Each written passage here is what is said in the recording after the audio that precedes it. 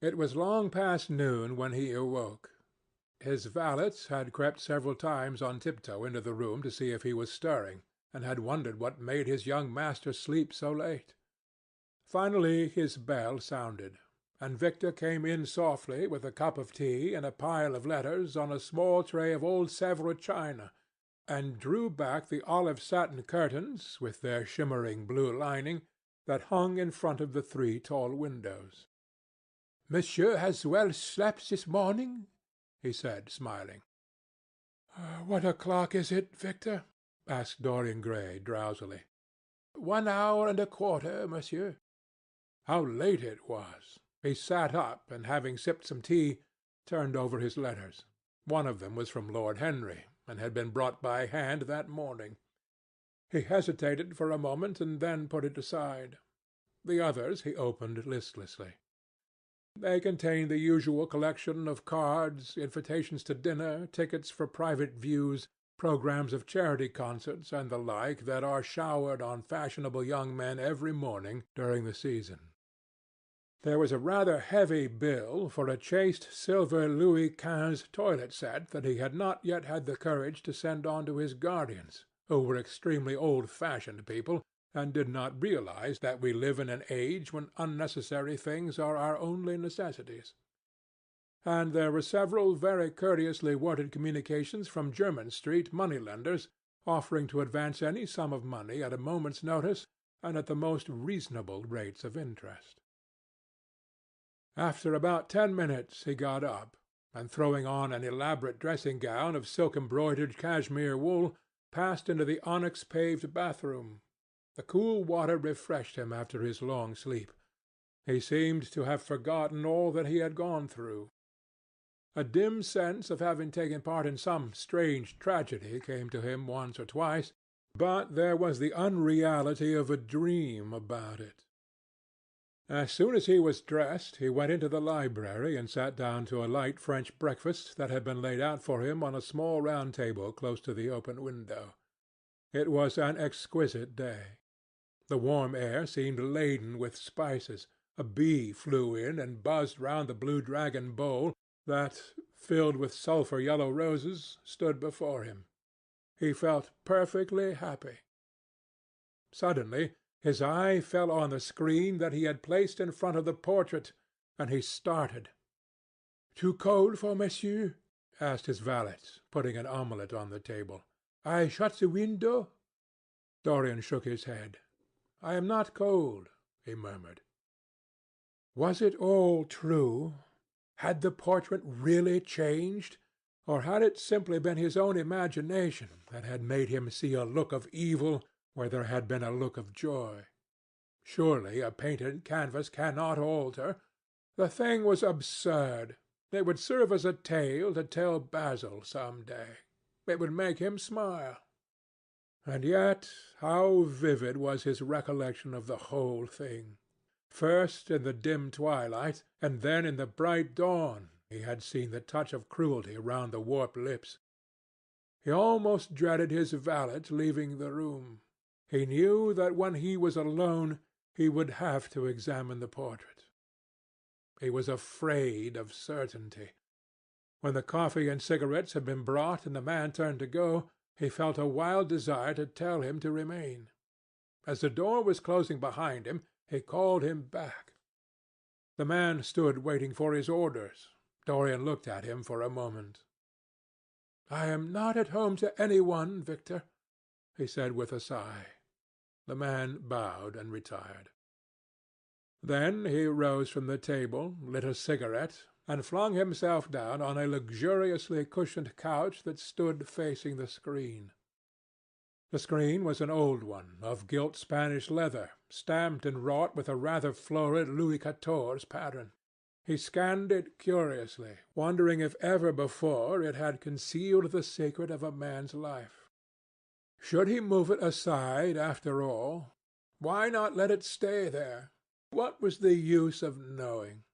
If the thing was true, it was terrible. If it was not true, why trouble about it? But what if, by some fate or deadlier chance, Eyes other than his spied behind and saw the horrible change. What should he do if Basil Hallward came and asked to look at his own picture? Basil would be sure to do that. No, the thing had to be examined, and at once. Anything would be better than this dreadful state of doubt. He got up and locked both doors. At least he would be alone when he looked upon the mask of his shame. Then he drew the screen aside, and saw himself face to face. It was perfectly true. The portrait had altered. As he often remembered afterwards, and always with no small wonder, he found himself at first gazing at the portrait with a feeling of almost scientific interest. That such a change should have taken place was incredible to him, and yet it was a fact. Was there some subtle affinity between the chemical atoms that shaped themselves into form and colour on the canvas and the soul that was within him? Could it be that what that soul thought they realized, that what it dreamed they made true? Or was there some other, more terrible reason? He shuddered and felt afraid, and going back to the couch, lay there, gazing at the picture in sickened horror. One thing, however, he felt that it had done for him. It had made him conscious how unjust, how cruel, he had been to Sibyl Vane. It was not too late to make reparation for that. She could still be his wife. His unreal and selfish love would yield to some higher influence, would be transformed into some nobler passion, and the portrait that Basil Hallward had painted of him would be a guide to him through life, would be to him what holiness is to some, and conscience is to others, and the fear of God to us all. There were opiates for remorse, drugs that could lull the moral sense to sleep, but here was a visible symbol of the degradation of sin. Here was an ever-present sign of the ruin men brought upon their souls. 3 o'clock struck, and 4, and the half-hour rang its double chime, but Dorian Gray did not stir. He was trying to gather up the scarlet threads of life and to weave them into a pattern, to find his way through the sanguine labyrinth of passion through which he was wandering. He did not know what to do or what to think. Finally, he went over to the table and wrote a passionate letter to the girl he had loved, imploring her forgiveness and accusing himself of madness. He covered page after page with wild words of sorrow and wilder words of pain. There is a luxury in self-reproach. When we blame ourselves, we feel that no one else has a right to blame us. It is the confession, not the priest, that gives us absolution. When Dorian had finished the letter, he felt that he had been forgiven. Suddenly there came a knock to the door, and he heard Lord Henry's voice outside. "My dear boy, I must see you. Let me in at once. I can't bear your shutting yourself up like this." He made no answer at first, but remained quite still. The knocking still continued, and grew louder. Yes, it was better to let Lord Henry in, and to explain to him the new life he was going to lead, to quarrel with him if it became necessary to quarrel, to part if parting was inevitable. He jumped up, drew the screen hastily across the picture, and unlocked the door. "I am so sorry for it all, Dorian," said Lord Henry as he entered. "But you must not think too much about it." "Do you mean about Sibyl Vane?" asked the lad. "Yes, of course," answered Lord Henry, sinking into a chair and slowly pulling off his yellow gloves. "It is dreadful from one point of view, but it was not your fault. Tell me, did you go behind and see her after the play was over?" "Yes." "I felt sure you had. Did you make a scene with her?"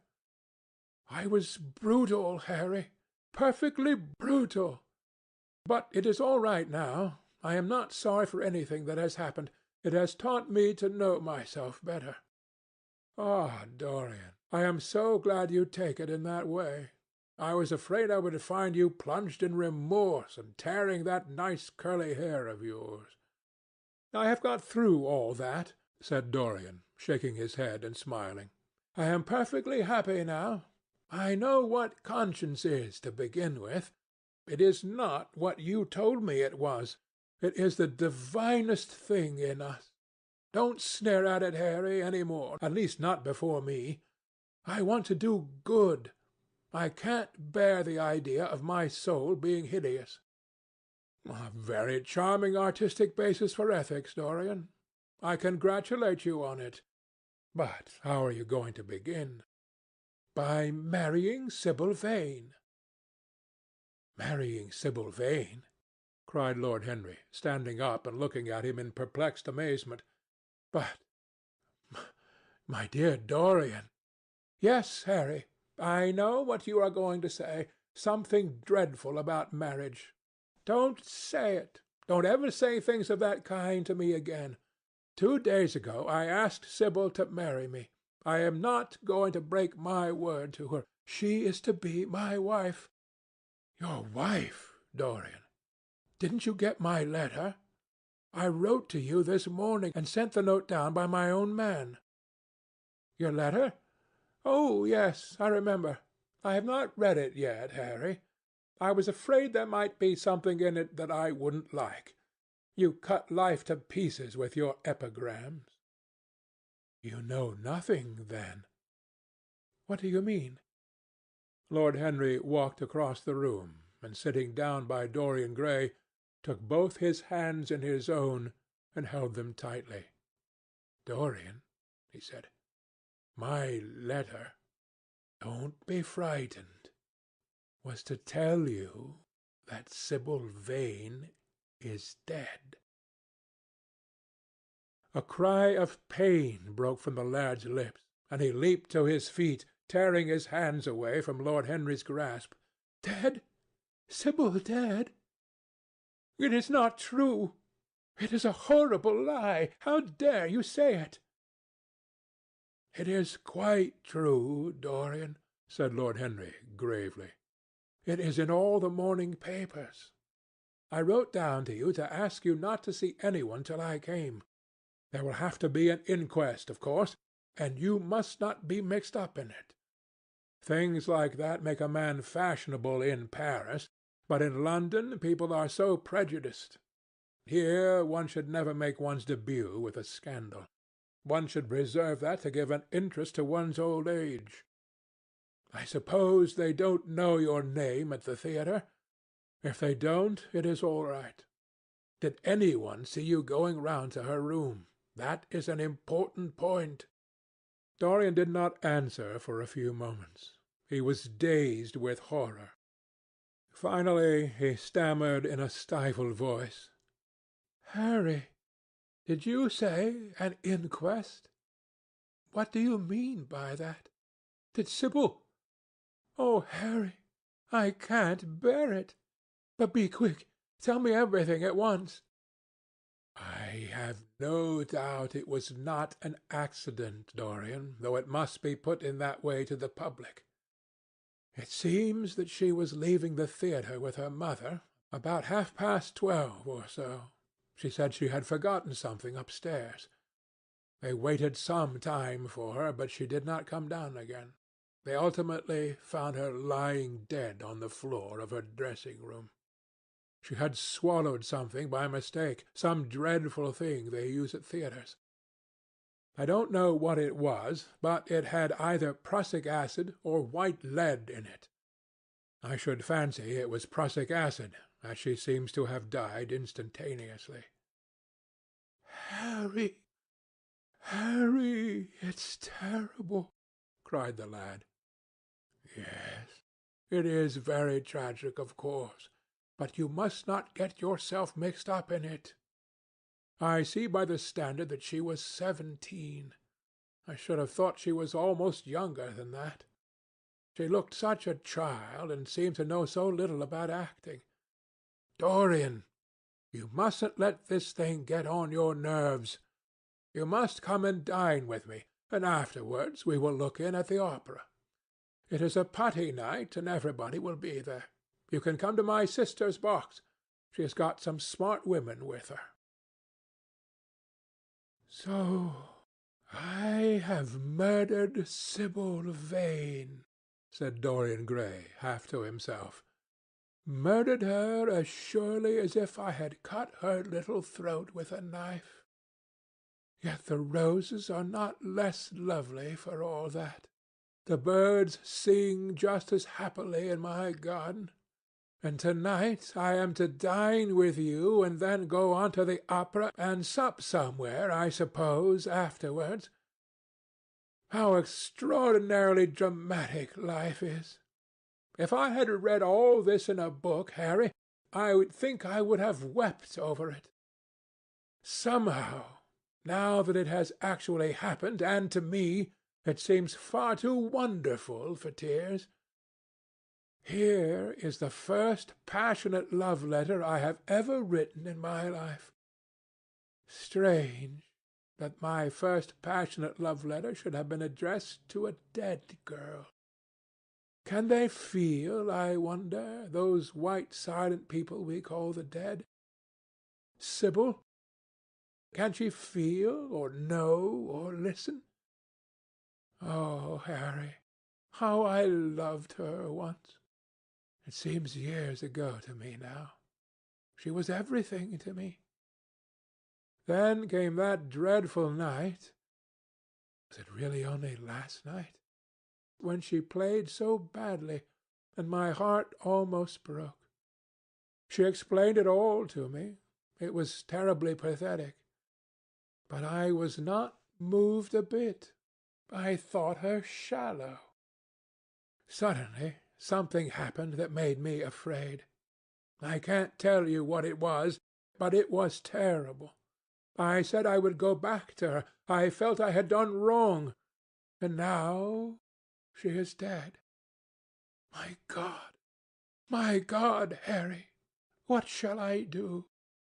You don't know the danger I am in, and there is nothing to keep me straight. She would have done that for me.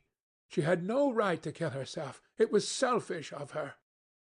"My dear Dorian," answered Lord Henry, taking a cigarette from his case and producing a gold latten matchbox, "the only way a woman can ever reform a man is by boring him so completely that he loses all possible interest in life. If you had married this girl, you would have been wretched. Of course you would have treated her kindly. One can always be kind to people about whom one cares nothing. But she would have soon found out that you were absolutely indifferent to her. And when a woman finds that out about her husband, she either becomes dreadfully dowdy, or wears very smart bonnets that some other woman's husband has to pay for. I say nothing about the social mistake, which would have been abject, which of course I would not have allowed, but I assure you that in any case the whole thing would have been an absolute failure." "I suppose it would," muttered the lad, walking up and down the room and looking horribly pale. "But I thought it was my duty. It is not my fault that this terrible tragedy has prevented my doing what was right. I remember your saying once that there is a fatality about good resolutions, that they are always made too late. Mine certainly were. Good resolutions are useless attempts to interfere with scientific laws. Their origin is pure vanity. Their result is absolutely nil. They give us, now and then, some of those luxurious sterile emotions that have a certain charm for the weak. That is all that can be said for them.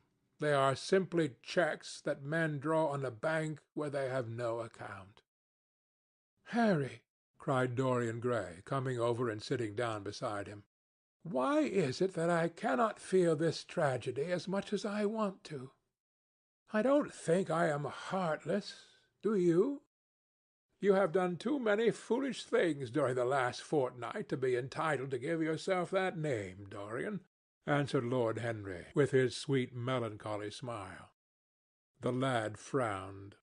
"I don't like that explanation, Harry," he rejoined, "but I am glad you don't think I am heartless. I am nothing of the kind. I know I am not. And yet I must admit that this thing that has happened does not affect me as it should. It seems to me to be simply like a wonderful ending to a wonderful play.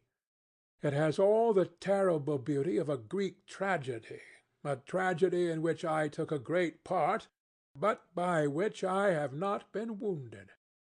"It is an interesting question," said Lord Henry, who found an exquisite pleasure in playing on the lad's unconscious egotism. "An extremely interesting question. I fancy that the true explanation is this. It often happens that the real tragedies of life occur in such an inartistic manner that they hurt us by their crude violence, their absolute incoherence, their absurd want of meaning, their entire lack of style. They affect us just as vulgarity affects us. They give us an impression of sheer brute force, and we revolt against that. Sometimes, however, a tragedy that possesses artistic elements of beauty crosses our lives. If these elements of beauty are real, the whole thing simply appeals to our sense of dramatic effect. Suddenly we find that we are no longer the actors, but the spectators of the play. Or rather, we are both. We watch ourselves, and the mere wonder of the spectacle enthralls us. In the present case, what is it that has really happened? Some one has killed herself for love of you. I wish that I had ever had such an experience. It would have made me in love with love for the rest of my life. The people who have adored me, there have not been very many, but there have been some, have always insisted on living on, long after I had ceased to care for them, or they to care for me. They have become stout and tedious, and when I meet them they go in at once for reminiscences. That awful memory of a woman, what a fearful thing it is, and what an utter intellectual stagnation it reveals! One should absorb the colour of life, but one should never remember its details. Details are always vulgar. "I must sow poppies in my garden," sighed Dorian. "There is no necessity," rejoined his companion. "Life has always poppies in her hands. Of course, now and then things linger. I once wore nothing but violets all through one season, as a form of artistic mourning for a romance that would not die. Ultimately, however, it did die. I forget what killed it. I think it was her proposing to sacrifice the whole world for me. That is always a dreadful moment. It fills one with the terror of eternity. Well, would you believe it? A week ago, at Lady Hampshire's, I found myself seated at dinner next to the lady in question, and she insisted on going over the whole thing again, and digging up the past and raking up the future. I had buried my romance in a bed of asphodel. She dragged it out again and assured me that I had spoiled her life. I am bound to state that she ate an enormous dinner, so I did not feel any anxiety. But what a lack of taste she showed! The one charm of the past is that it is the past. But women never know when the curtain has fallen. They always want a sixth act, and as soon as the interest of the play is entirely over, they propose to continue it. If they were allowed their own way, every comedy would have a tragic ending, and every tragedy would culminate in a farce. They are charmingly artificial, but they have no sense of art. You are more fortunate than I am. I assure you, Dorian, that not one of the women I have known would have done for me what Sibyl Vane did for you. Ordinary women always console themselves. Some of them do it by going in for sentimental colours. Never trust a woman who wears mauve, whatever her age may be, or a woman over 35 who is fond of pink ribbons. It always means that they have a history. Others find it a great consolation in suddenly discovering the good qualities of their husbands. They flaunt their conjugal felicity in one's face, as if it were the most fascinating of sins. Religion consoles some. Its mysteries have all the charm of a flirtation, a woman once told me, and I can quite understand it. Besides, nothing makes one so vain as being told that one is a sinner. Conscience makes egotists of us all. Yes, there is really no end to the consolations that women find in modern life. Indeed, I have not mentioned the most important one. "What is that, Harry?" said the lad listlessly. "Oh, the obvious consolation. Taking someone else's admirer when one loses one's own. In good society that always whitewashes a woman. But really, Dorian, how different Sibyl Vane must have been from all the women one meets. There is something to me quite beautiful about her death. I am glad I am living in a century when such wonders happen. They make one believe in the reality of the things we all play with, such as romance, passion, and love. I was terribly cruel to her. You forget that. I am afraid that women appreciate cruelty, downright cruelty, more than anything else. They have wonderfully primitive instincts. We have emancipated them, but they remain slaves looking for their masters all the same. They love being dominated. I am sure you were splendid. I have never seen you really and absolutely angry, but I can fancy how delightful you looked. And, after all, you said something to me the day before yesterday that seemed to me at the time to be merely fanciful, but that I see now was absolutely true, and it holds the key to everything." "What was that, Harry?" "You said to me that Sibyl Vane represented to you all the heroines of romance, that she was Desdemona one night and Ophelia the other, that if she died as Juliet, she came to life as Imogen." "She will never come to life again now," muttered the lad, burying his face in his hands. "No, she will never come to life. She has played her last part. But you must think of that lonely death in the tawdry dressing-room simply as a strange, lurid fragment from some Jacobean tragedy, as a wonderful scene from Webster or Ford or Cyril Tourneur. The girl never really lived, and so she has never really died. To you, at least, she was always a dream, a phantom that flitted through Shakespeare's plays and left them lovelier for its presence, a reed through which Shakespeare's music sounded richer and more full of joy. The moment she touched actual life, she marred it, and it marred her, and so she passed away. Mourn for Ophelia, if you like. Put ashes on your head because Cordelia was strangled. Cry out against heaven because the daughter of Brabantio died. But don't waste your tears over Sibyl Vane. She was less real than they are." There was a silence. The evening darkened in the room. Noiselessly and with silver feet, the shadows crept in from the garden. The colours faded wearily out of things. After some time Dorian Gray looked up. "You have explained me to myself, Harry," he murmured, with something of a sigh of relief. "I felt all that you have said, but somehow I was afraid of it, and I could not express it to myself. How well you know me! But we will not talk again of what has happened. It has been a marvellous experience, that is all. I wonder if life has still in store for me anything as marvellous." "Life has everything in store for you, Dorian.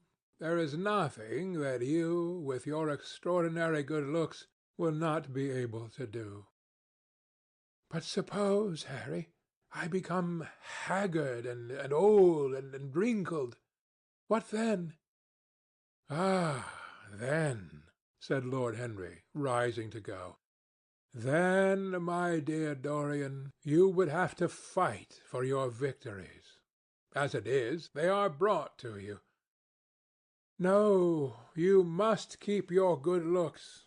We live in an age that reads too much to be wise, and that thinks too much to be beautiful. We cannot spare you. And now you had better dress and drive down to the club.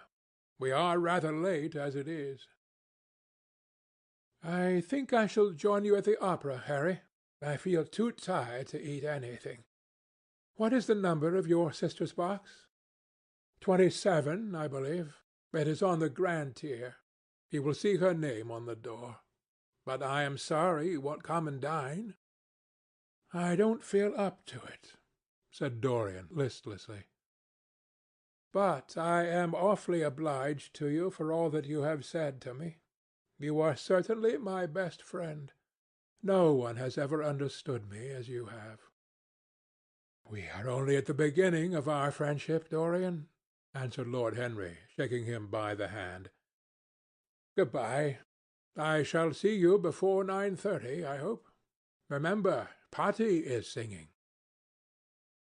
As he closed the door behind him, Dorian Gray touched the bell, and in a few minutes Victor appeared with the lamps and drew the blinds down.